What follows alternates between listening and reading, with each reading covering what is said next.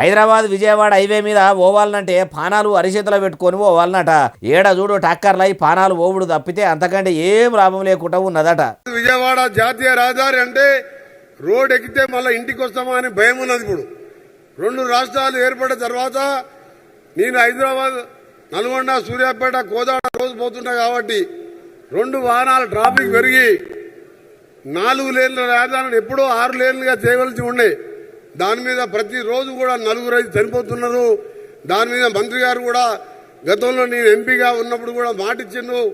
హైదరాబాద్ విజయవాడ 4 లైన్ల రోడ్డును మొదలు సెంట్రల్ సర్కారు కాయిజు పెట్టి 6 లైన్ల రోడ్డు లెక్క మారవాలని తెలంగాణ రోడ్లు బంగుళాల మంత్రి కోమటిరెడ్డి వెంకటాల సార్ అనుకొచ్చిండు.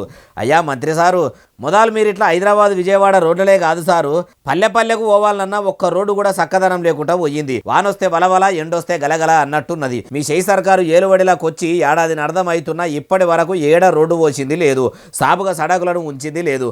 మొదలైతే ప్రతి పల్లెకు మంచిగా రోడ్లు పోపియండ్రి, అటెనక సిక్కి హైవేల గురించి ఆలోచన చేద్దురు అంటుర్రు. ఏముచ్చటిన్నోళ్ళు.